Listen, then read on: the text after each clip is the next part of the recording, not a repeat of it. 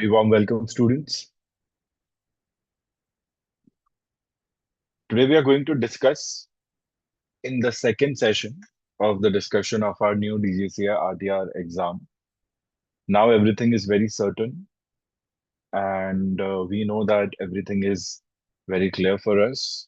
But so far, as much as information we have got to know about the changes with respect to the exam pattern, with respect to the timeline according to which you can give exams and certain thing about exemptions and certain thing about validity of a part of an exam session.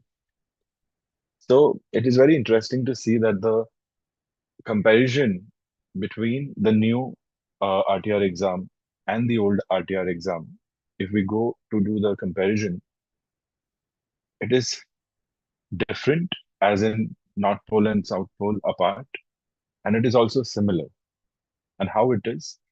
In earlier exam, we had part one as our practical exam for the RT license, where we had an examiner seated behind us, along with other students, each student getting a different examiner who would simulate to be an ATC, and we will be giving calls to that particular ATC. Depending upon whether we cleared in the practical exam, where the passing percentage was 50%, we were sent to the second part of the exam, which was a Viva based upon all knowledge related to RT, be it regulations, be it basic radio wave theory, be it language, and be it radio navigation systems. The new exam is divided in two parts. That's one similarity. Second similarity is in the content of the syllabus of each part. So when we talk about the part one or A, written examination, they don't call it part one, they call it written examination and bravo in the checklist, practical examination.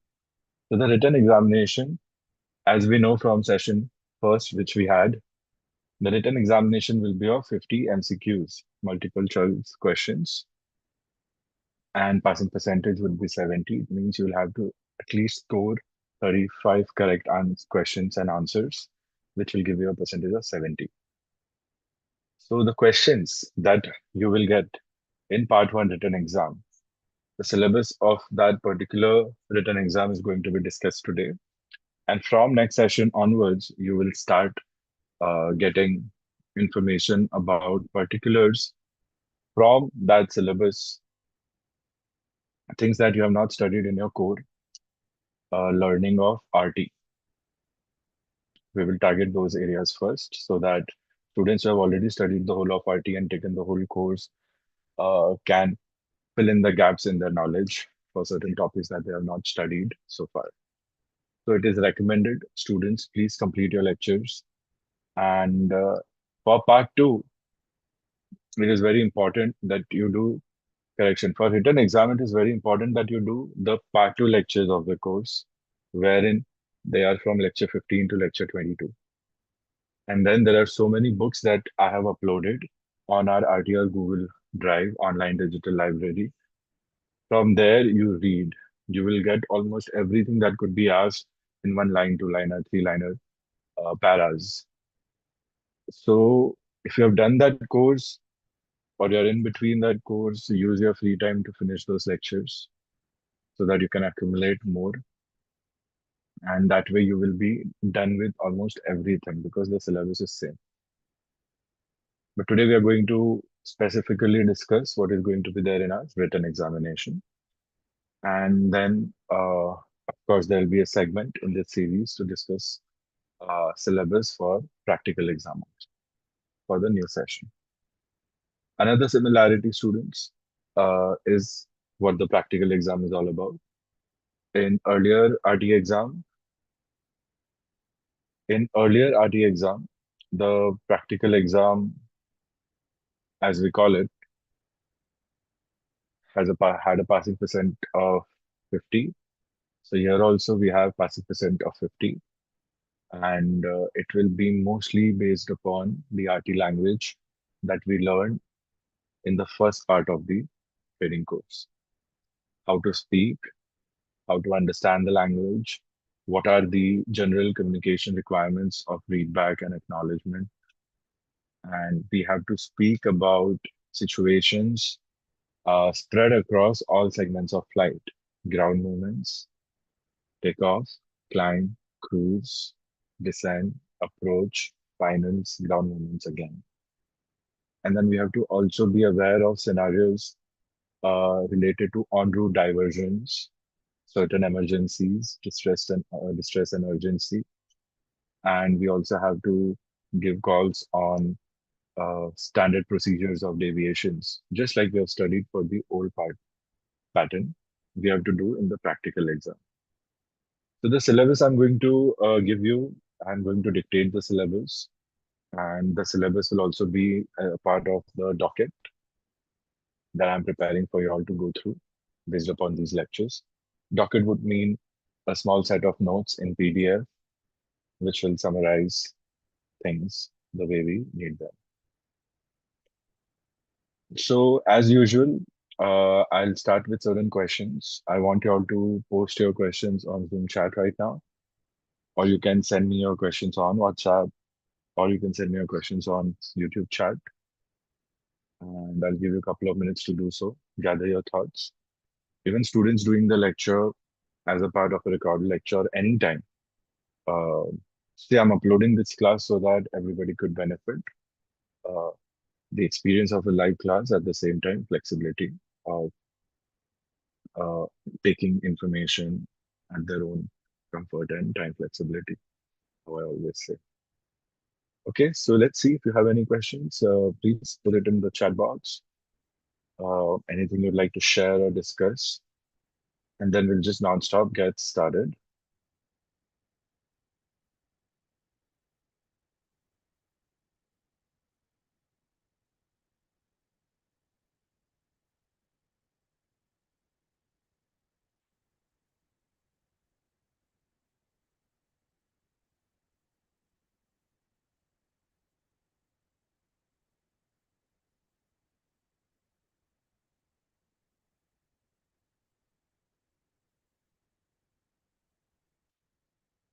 Everyone is on mute. You can also speak if anyone is connected on Zoom. You can also connect live. You can speak like in words and speech. If anybody would like to have Zoom session links, you can reach out. You can sign up for the course students. You can just attend a few live lectures to get an idea of how it works.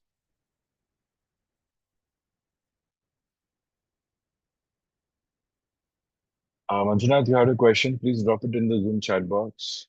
Sushin, I think you also had a couple of questions. Shabrish, Anabhay, anything?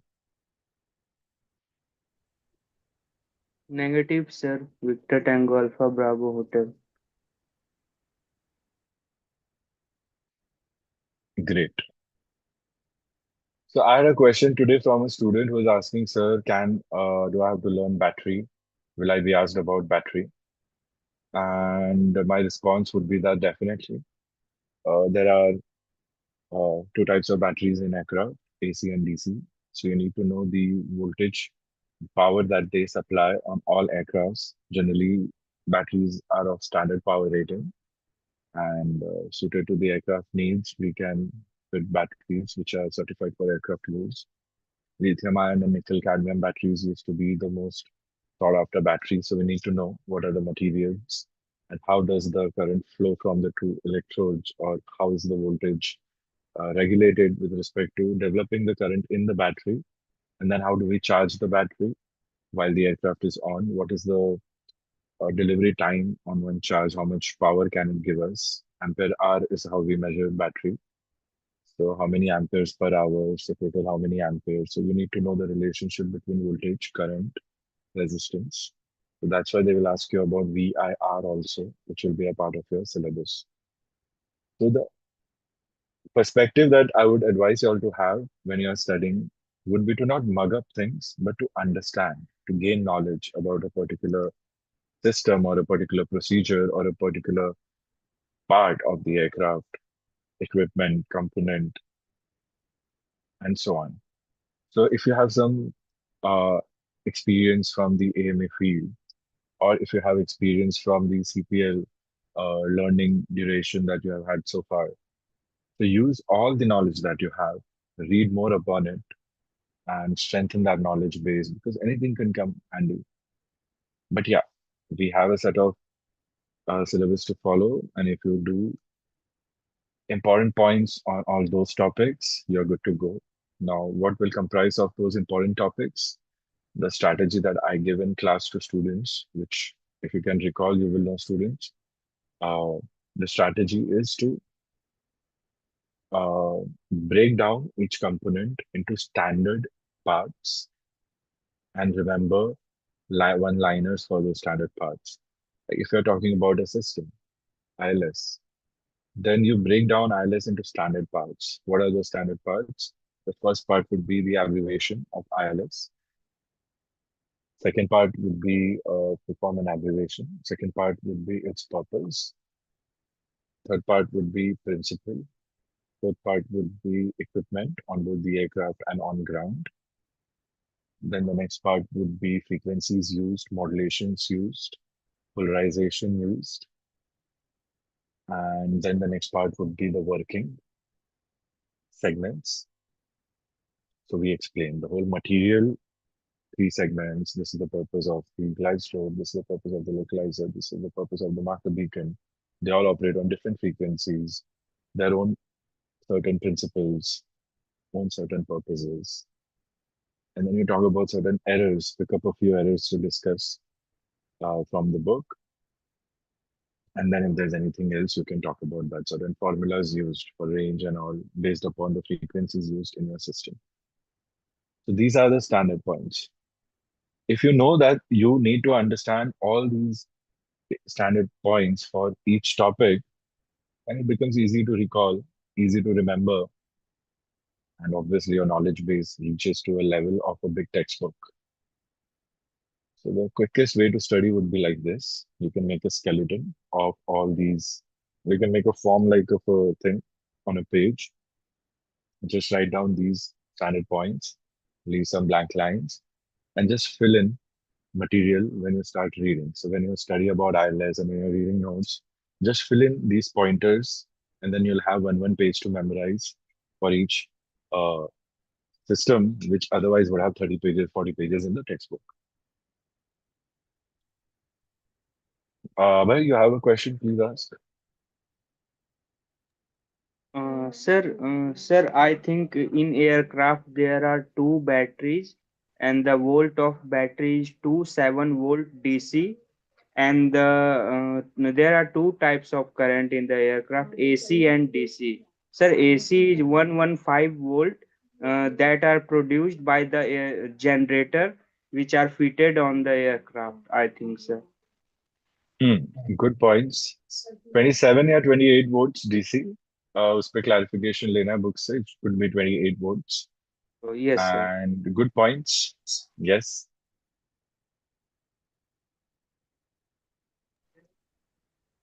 Sir, I have one more question, sir. Sir, how does the aircraft APU system starts?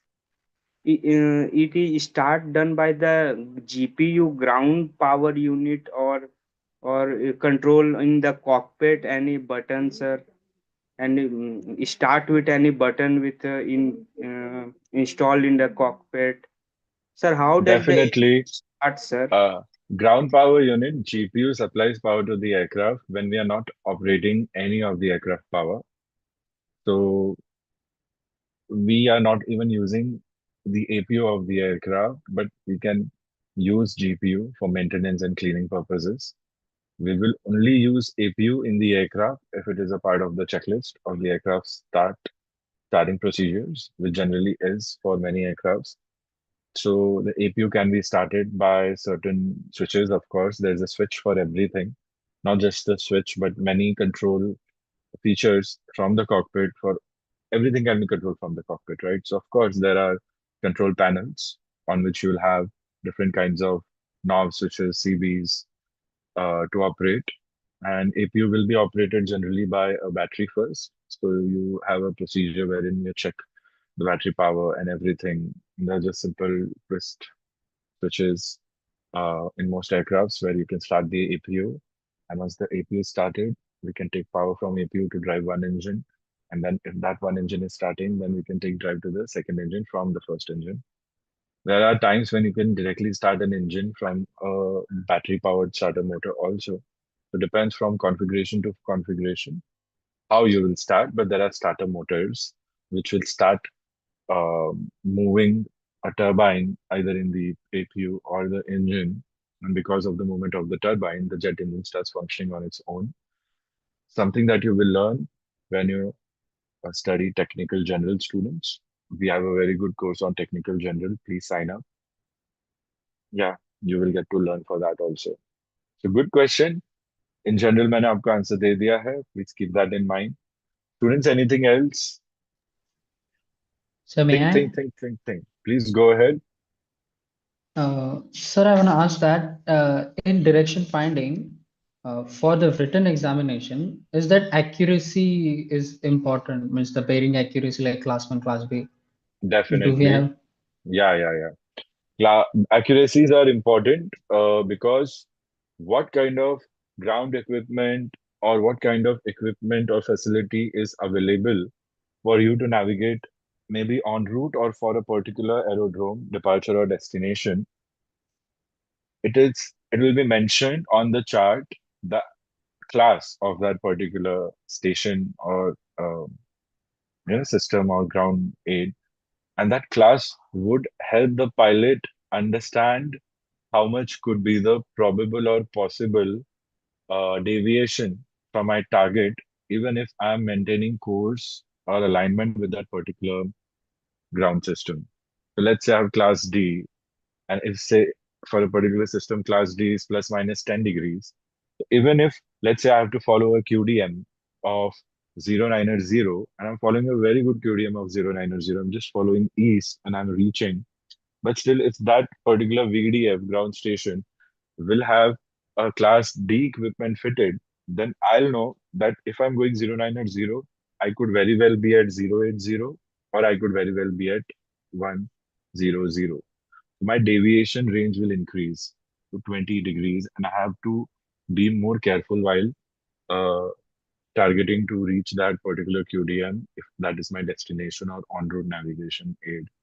So 20 degrees on a great circle can be a huge distance in nautical miles. Even on a smaller latitude, 20 degrees could be a huge distance. So the classes, that's why very important for all systems. So we need to understand the logic, and then we'll understand the importance, and then we'll easily be able to remember. So that's why class is very important. Okay, I have VOR. Which class? 10 degree, sorry, D or C? And if that number is higher, then you'll be like, no, it's not great for me. I need something with higher accuracy. Okay, you need class A. Okay. So class A could be plus minus 2 degrees, plus minus 1 degrees, depending upon what kind of system you have. So that is more accurate. Does that answer your question, Sushin? F1, sir. So yes, and why? Remember this, never forget this, students. Very few people know this application until they realize with experience, but I want my students to know why and what is actual accuracy. What else, students? Anything? Manjunath, are you there? Can you hear? It's Alfonso.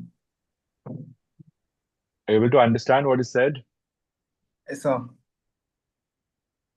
Please be interactive. Students who want interaction can always join Zoom. Uh, yeah. Okay, I'll see if we have a couple more questions, then we'll get started with our syllabus. Students doing this session, otherwise, uh, please ensure all your questions are parked on Zoom chat. Sorry, on WhatsApp chat, WhatsApp chat. Okay. We have a question. I want to get to know before we need to enroll before 5th for what we need to apply. Okay. So you have already applied, students. Now you have to make a final application for your written exam. through pariksha.gov.in. Your account that you have after you have created computer number, then only you can apply. If you don't have a computer number, then we'll have to wait to get your computer number. But if you have a computer number, AME or DGCA, you can try and apply from your Pariksha portal for the RTR exam. Choosing your center. So there is a user manual on that particular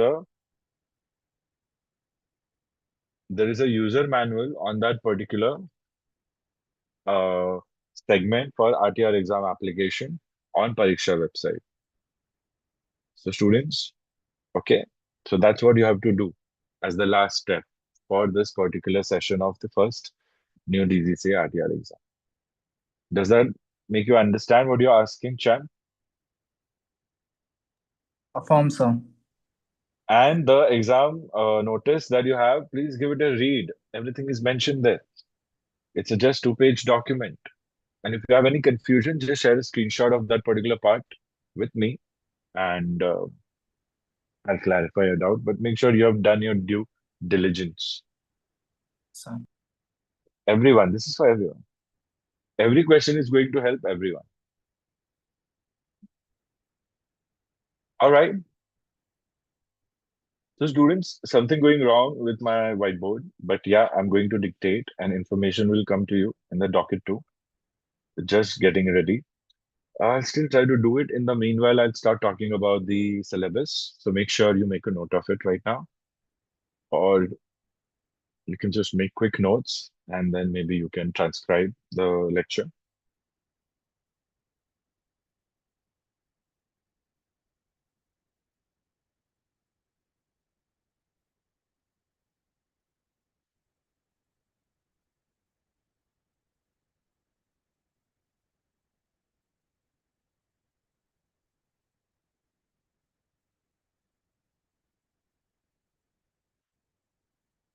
Students who are worried and scared about the exam, please don't be. Especially those students who have already studied about RT thoroughly for previous exams. All you have to do is just make sure that you know everything and can recall the correct thing. Written exam is going to be super easy. It's not a performance exam anymore. It's not a Viva also. So you have to just give it like you have given metrology and regulations, or you have given any other exam for 50 marks or nearby.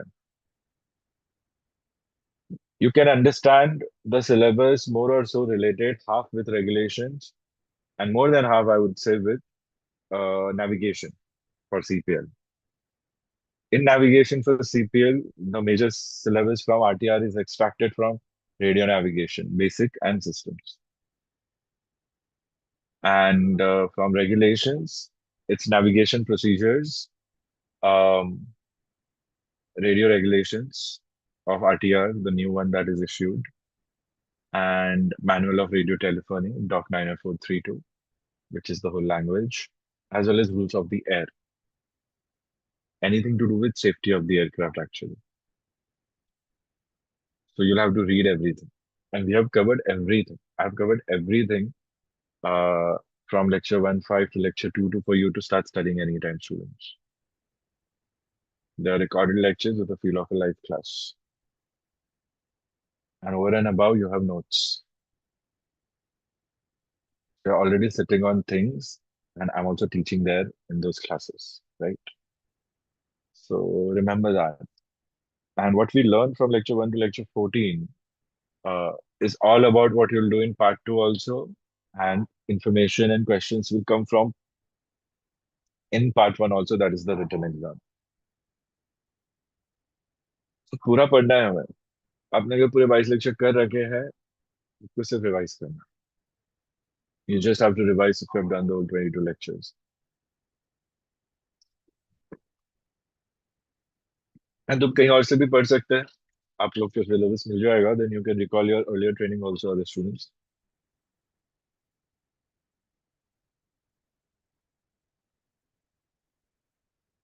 So can I ask a couple of questions, Sushane, Shabrish, Manjunath, and Abhay?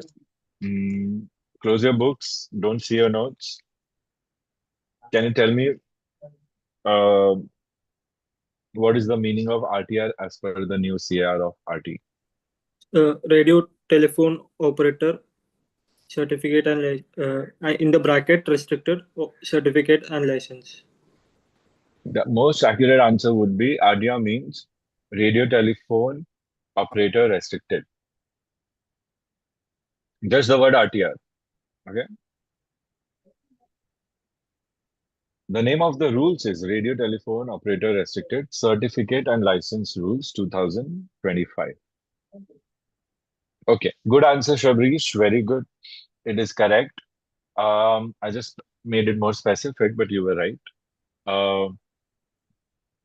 Which rule number of the RTR Certificate and License Rules 2025 lays down procedures for examination and certificate of personnel engaged in operation of radio, telephone, or telegraph for the conduct of operation and maintenance of aircraft and associated equipment? I'll give you three options: Rule 18, Rule 19, Rule 20. Rule 18, sir. Was this Manjunath? Yes, sir. Very Affirmed. good. Manjunath, assign yourself a call sign VT, Victor Tango, followed by three letters, and Yes, sir. message me on WhatsApp. And rename yourself on Zoom by that particular call sign from here on. I have done it, sir. Very good. Mike November Victor. Say again. Mike November Victor. Victor Tango, Mike November Victor. Yes, Okay. sir. Very good.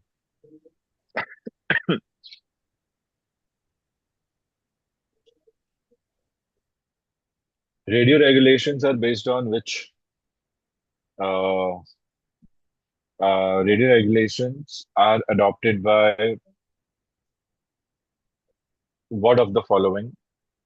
Option one would be Convention of International Telecommunication Union held at Geneva 1992. And second option would be World Radio Communication Conference Geneva 1995. And third option would be Wireless Telegraphy Act.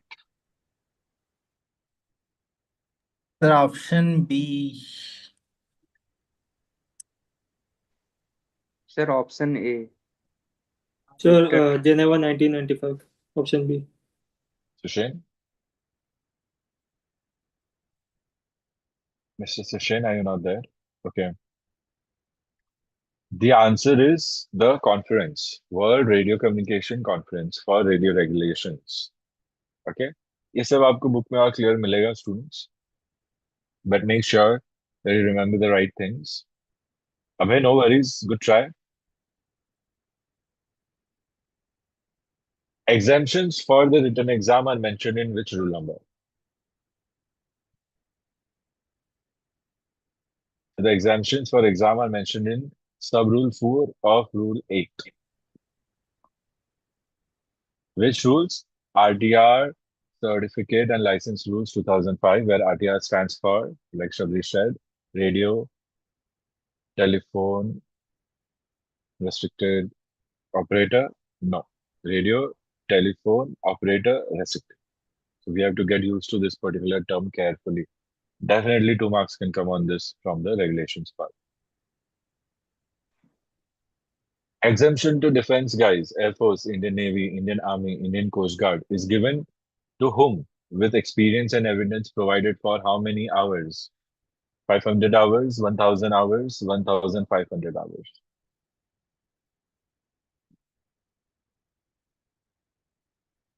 Thousand hours, students. Am I readable? Hello? Did you Affirm, five? sir. Ready for. Radio 5, sir. No response. Come on, 1000 hours. It's the standard thing. We have discussed in the first session. Affirm, sir. So idea आ रही है कैसे questions आ सकते हैं? This is how you'll be seeing questions. Like this or some other way, or maybe a little bit of more twisted language for you to get confused.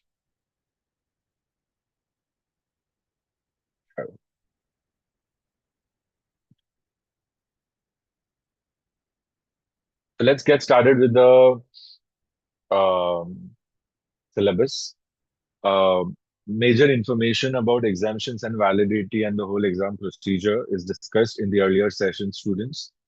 So please go through it if you have not gone through it. You can just fast forward and play, or you can play from about 20 minutes or so, or you can just play the whole because it's very important. We'll also be talking about more regulatory terms about extension and validity issue and everything. It will be there in the written notes and docket, which I'll share with you. But let's talk about the syllabus quickly so that we can wrap up the session and prepare studying.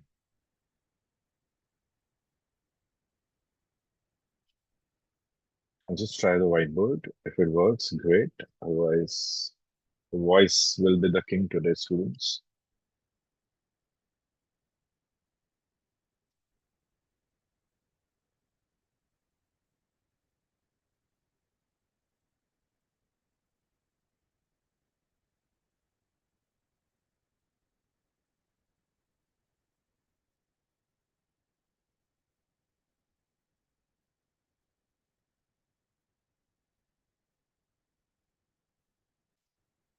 Okay, I think I'll have to dictate.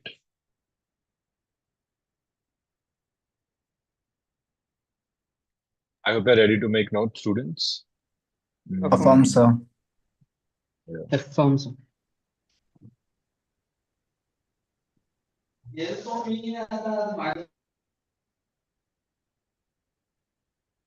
Keep yourselves on mute, students, unless you have something to say. All right.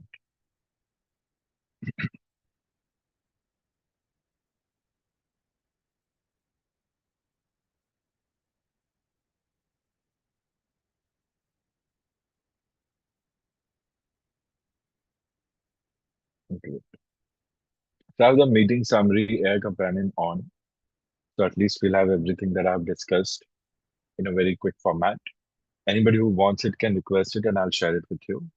So great. Backups तो बहुत हो जाते हैं आजकल. We keep getting a lot of backups. So say again. Nothing. Let's get started.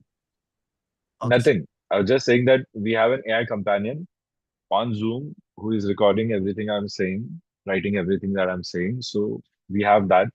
Even if you miss something, you can just replay. So just let's get started. Okay, where is it? Okay. 3 parts. The syllabus will be divided in 3 parts. Okay. Write down the first part. And the syllabus I'm talking about right now is for the written exam. So the first part of the syllabus is regulations and procedure. Okay. Regulations and procedure. So you can make 3 pages, just write headlines. If you run out of space, you can just write on the back of that page or wherever. So first part is regulations and procedure. Second part is radio principles and practice. First part is regulations and procedure. Second part is radio principles and practice. Radio principles and practice. Third part is of your syllabus for the written exam, radio telephony.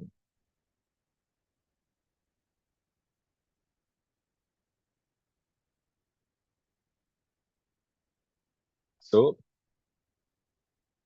regulations and procedure, radio principles and practice. Third part, radio telephony. This is the part of your written exam. And whatever you learn here will be used in your practical exam. Which part? Most of the radio telephony parts, the third major aspect of your syllabus. And at the same time, first also. Because they'll be asking you about certain standard procedures while they are simulating. So at that time in the practical exam, what will matter the most? Even if you make incorrect diversions, still if your third part of this written exam syllabus, which is radio telephony, still if your radio telephony knowledge is great and if your communication is perfect, in that simulation, you will clear that exam because passing is just 50%. So your entire focus has to be more on the third part, which is radio telephony, because this is the actual new thing that you have to learn. Rest everything is there in your navigation and regulations. What is not there in any other place is this radio telephony. In regulations, a small part is given to communications. That is what radio telephony is connected with. So remember this and don't panic. There's nothing new that you have to do. You just have to gather and collect and be prepared in a new direction. Gather and collect what? What you're sitting on, what you already have studied, or what you eventually have to study. There's nothing new that you have to study other than the radio telephony language. Okay? I hope the instructions are clear. Affirm, sir. Okay? Just getting the throat fixed. Okay, so let's start with the part 1, 2, 3 are the 3 parts. Let's talk about first one, regulations and procedure. We will talk about ITU, or we'll talk about the International Telecommunications Convention, and we'll talk about radio regulations. So the PDF for radio regulations is a must for us to start with. Everything will be a part of the docket. You can also get it by yourself. But these are new rules, supplementing all other rules issued by DGCA. Second point would be all major Q codes and abbreviations used. We already have studied from the abbreviation booklet, iCATS doc, and there is also an annexure 10 from where we can get the information. We need to know all abbreviations. You will get abbreviations in the MCQs.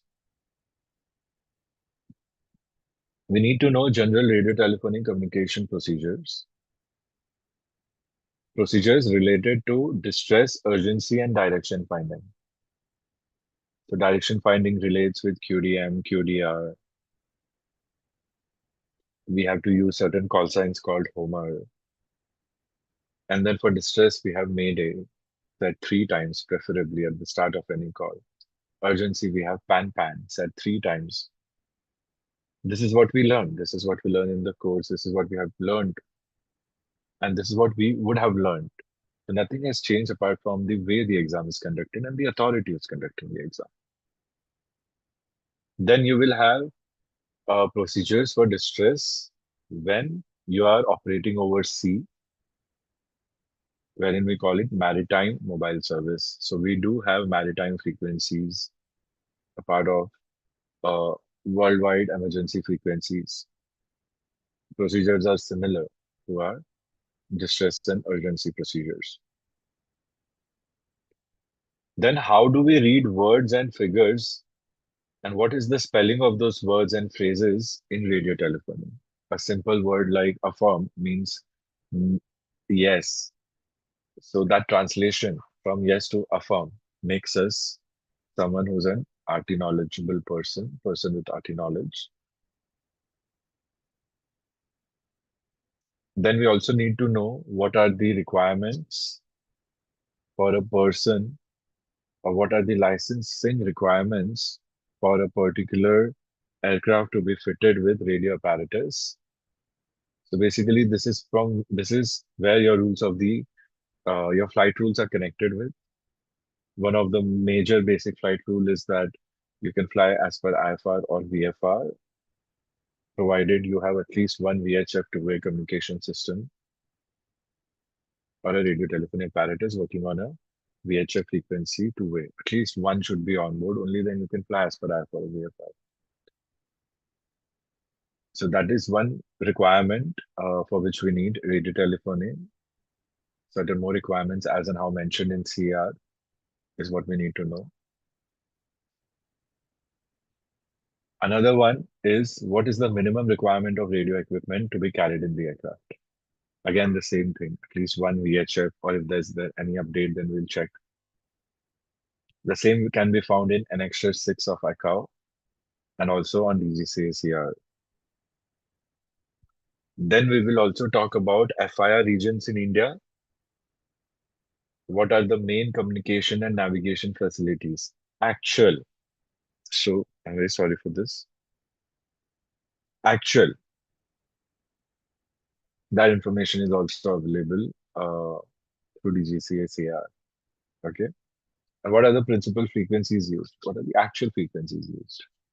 So far, what we have in a part 2 booklet, certain frequencies, we have to just check if they have been updated or not. Then a part of regulations and procedure would be your methodological codes, whatever codes we use to read METAR and other reports. So methodology lectures you can attend, RTE part 2 lectures on NOTAM you can attend, they already exist. And you can just finish that particular thing. And then you also have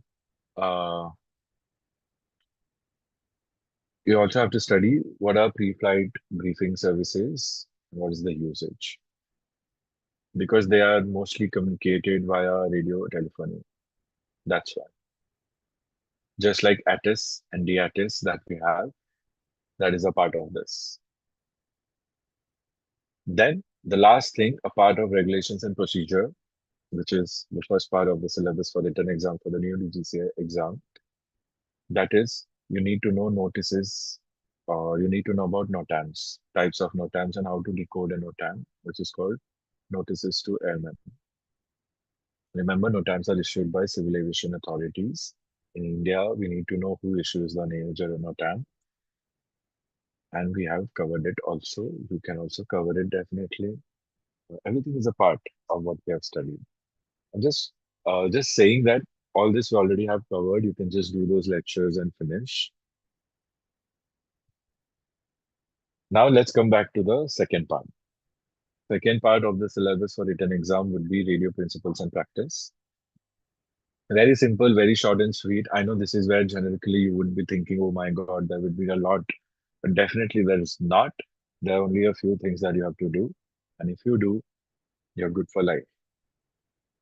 So radio principles and practice will have major topics like all basic electrical units and definitions like volt, ampere, resistance, ohm, watt, frequency, wavelength, relationship between frequency and wavelength for a radio wave.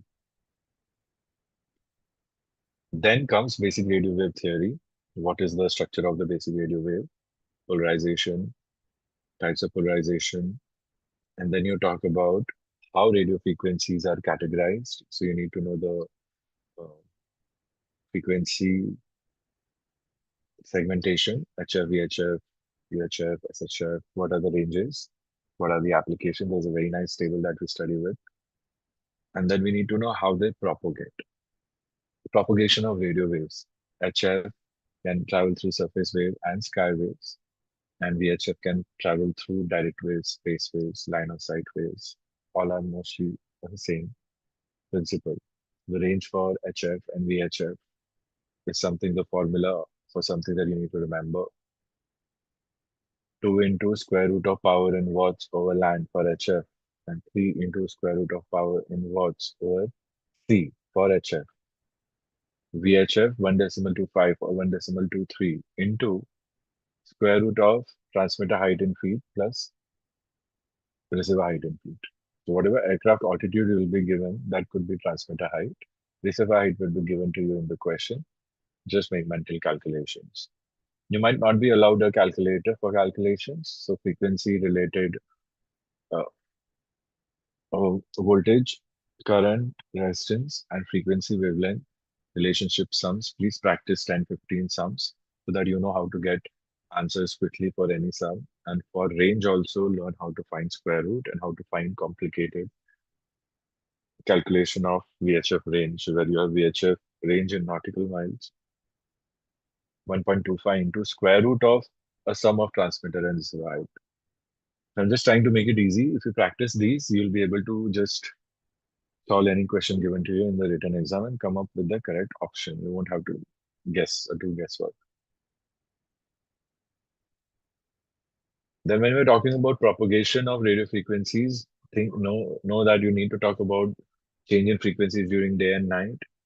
We have to talk about skip distances, fading, shadow, and what are the effects on what kind of choices of frequencies we use. Mainly for HF. HF has all these things. VHF doesn't have skip distance and all that. Then we have to talk about what are the air and ground communication systems, including intercommunications or intercom communication between the flight crew and cabin crew and flight crew and the ground personnel, and also systems for passenger announcement. So a little bit of theoretical knowledge on these. And then we talk about radio navigation aids. How does a microphone work? How does headphones work? What is the meaning of squelch? How do we do AVC, audio video control, volume control? How is a transmitter tuned to a particular frequency? What is the meaning of simplex and duplex operation? What are the advantages and disadvantages of radio communication or radio telephone communications? On this point, I want you to know, students, that there is a digital radio language also made where aircraft can communicate digitally, and everything that we speak has a digital code. But that is not what the exam is about. The exam is about radio principles and voice communications. Then you also need to know the limitations and ranges due to frequency interferences. So remember, radio navigation aids will have VDF, ADF, VOR, ILS, radars, everything that is made of radio and helps in navigation. So these are the two segments of the syllabus for the written exam. The final segment, students, I'm going to just say, I made a list of these for you. I'm just going to give you key points and just like how I explained. If you study whatever I'm saying, if you study all of that, you will be 100% in sync with the required syllabus. A little more.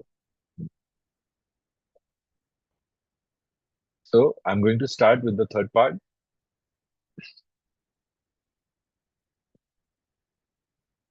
Radio telephony, the most important one. And remember, this part is covered lecture 1 to 14 of our course. If you do that, you're good to go. All you have to do is further reading after that. You will see when I read it out, whatever differences are there, they will be having continuation sessions for that. So first part, the third part of the syllabus, radio telephony. The first important topic of concern would be general operating procedures. What are these? This is what I want you all to pick up. This is what you pick up in lecture 1 to 4 of the course, students. This is what you first pick up if I have to divide anything in this segment.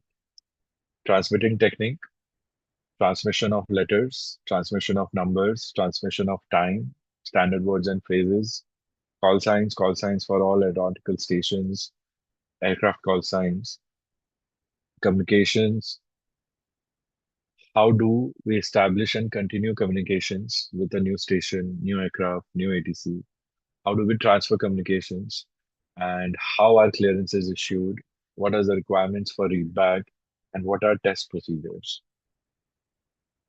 This is where your ultimate key to master radio telephony, even for practical exam, exists.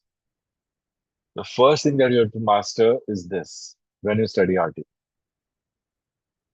Theoretical knowledge, regulatory knowledge is aside, anybody can understand, but this comes with practice.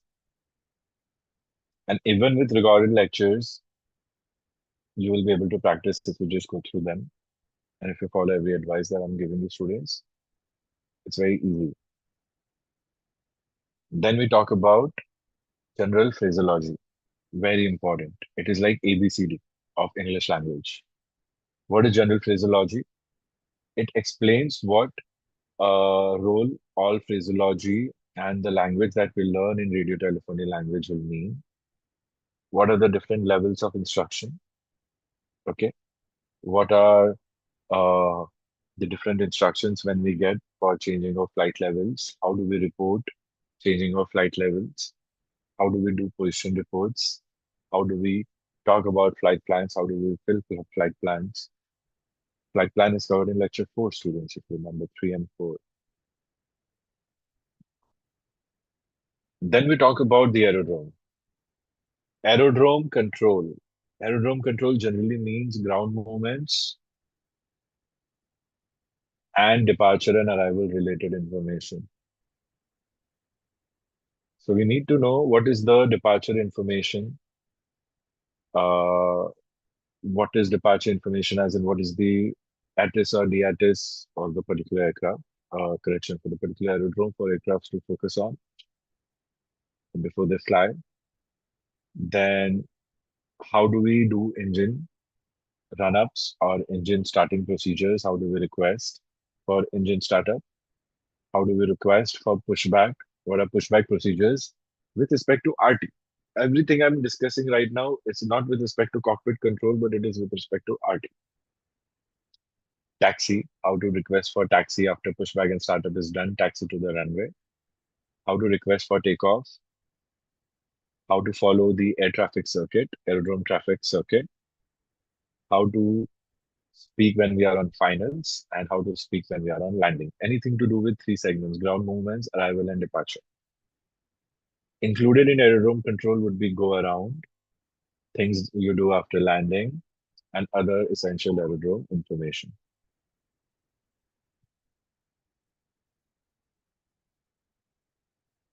Then you have to learn about how the air traffic service unit, which is involved in our surveillance into observing the air traffic movements, what are the terms and phraseologies used there? So there we talk about identification of a particular aircraft code on the radar screen, radar vectoring, information about certain traffic, information about avoiding any conflict, secondary surveillance radar, how we talk about SCROC codes, how do we get radar assistance for aircrafts where we have radio communication failure. So what SCROC code do we put in when we have RCF? And how do we alert stations? What are the terms used? Alpha, distress. Then we have aerodrome control related to ground movements only about vehicles. So aerodrome control about aircraft is what we discussed. Now we also need to know about the aerodrome control for vehicles. There are many vehicles, follow-me vehicles, maintenance vehicles, transport vehicles used on the aerodrome. They also cross paths with the live movement of the aircraft, live taxiways. So it's just the usual syllabus that we have been learning. So vehicle movements, what are the instructions while crossing runways and when vehicles are towing aircrafts? So towing operations is also going to be used in your RT physiology. So how do you request for tow? All procedures are the same. You do lecture 1 to 5, 6, 7. You will learn everything, and then it's just a matter of reading and understanding. So everything is easy, students. Then we talk about approach control and area control. Approach control will be related to our approach ATCs. Somewhere when we are just being delivered from a higher level to a lower level before we'll reach to aerodrome control, or from a slightly lower level, slightly higher to a very higher level, once we are left out by the tower approach and then climbing to a higher level. So approach control, we will have IFR departures, VFR departures, IFR arrivals, VFR arrivals. So standard instrument departures and arrivals are something that we should read upon for the written exam. Okay. We generally use RNAV these days, radio area navigation. So just point to point to point to point to point, and then we can just follow the DME arc or something. If not, then we can just follow the path given to us by the ATC. And final approach, radar approach, and precision radar approach. So these are a couple of added things that I'll be giving you added material on. Radar approach and precision radar approach. Theoretical knowledge for the written exam. Then talk about area control. Area control is basically the major ACC that controls. We have done up to lecture 5. Control that we talk about, Mumbai control, Ahmedabad control. So area control units, position information, level as in flight level information, any flight joining an airway or crossing an airway or leaving an airway, how to report. any hold that you have maintained en route, any ATS surveillance, any ADS related calls, automatic dependent surveillance, and control over the oceanic areas, oceanic control. Finally, we come to the last three topics, and your syllabus for the written exam is done. Last three topics from the radio telephony part of the syllabus. This is where you have to focus more. First, solidify this, and then parallelly you do this, and parallelly you do that. The first two and this. Like give half time to this third part of the syllabus, give half time to first and second part of the syllabus. Like this, you divide your day, and parallelly you can prepare yourself in easy 5, 10, 15 days. That's how much time you comfortably have from today's date. If otherwise, if even if your exam is after 10 days, 20 days, 30 days, 40 days, you can try your best, follow this. But first do this. This is where the major chunk should be, would be, could be. Okay. So the last 3 points of the syllabus, then we are done with this meet and discussion. Distress and urgency procedures and communication failure procedures. We all have mastered it. Students who are yet to study, you will be made to master it. You will be made to master it. So distress messages starting with Mayday. There are situations which require immediate assistance, conditions threatening or giving a grave and imminent danger to the aircraft requiring immediate assistance. A dual engine failure, hydraulic loss, complete hydraulic failure, complete power failure, intense fuel leak, fire, a lot of things where it's the worst possible scenario. That is distress. So distress messages, aircraft in distress, imposition of silence. When an aircraft is in distress, ATC will impose silence for all other stations except that particular aircraft that is in distress. So maybe an alert or detraction will be issued, and you will be told on that frequency, all stations, uh, Mumbai control or Delhi, whatever control, stop transmitting. They'll just say that, stop transmitting. So all this you learn when you learn RT. So that is imposition of silence. Termination of distress and silence. When the emergency is over, situation is resolved, then ATC will inform us that now silence is revoked. You all can start with your communication and requests. Then we talk about urgency, emergency descents, and communication failures in aircraft. RCF with weather deviation, RCF with RVSM are two major RCF problems. RCF with ATC, RCF without ATC. RCF is radio communication failure. Then, last two parts of the syllabus, transmission of meteorological and other aerodrome information. Basically, here we talk about how to report RVR, what is RVR, what are RVR ranges, how is RVR related to VFR, and what are runway surface conditions. This is related to braking action. Very simple, small material to read on these two things. So how to transmit it. So theory and how to transmit it, both together. And last would be flight handling. It is called as miscellaneous flight handling, where we talk about cell call, selective calling, dumping of fuel, rules related to fuel dumping, and how you communicate with ATC. Wake turbulence categories, how you communicate wake turbulence, how you're not allowed to fly behind a certain category of aircraft if you are with a certain wake turbulence category. Then what is wind shear, how to report wind shear reports. Then direction finding, and then something to do with airborne collision avoidance system, maneuvers related to ACAS. This is an additional point. So I've just found a few additions, 3 or 4 additions to what we already have. So be rest assured, students, do what you have been doing. This sums up the syllabus for your new DGCA RTR exam, written exam to be held, the first session to be held while we are holding this session. And then regular sessions will keep happening just along with your flight crew examinations. One piece of advice or one piece of information that I would like to share with you all, that because it is going to be the first time, the exam, it is very normal to be scared. It is very normal to feel that we're not prepared, and it is very normal to feel that things are going to go bad. Um, what will help you is trying to put yourself in a situation where you don't think about a written exam at a center, but you think about a landing you have to make while you're in the cockpit flying solo. And you have to land in unknown conditions you have never seen before. And you have to land at an aerodrome you have never landed before. But you know flying, you know landing, you know how to read and write, you know how to read and fly.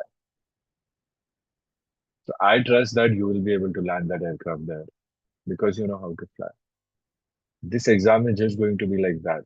If you know what is RT and how to speak in RT and what are the regulations and what are the radio principles, the exam is just another weather and just another airport for you to land.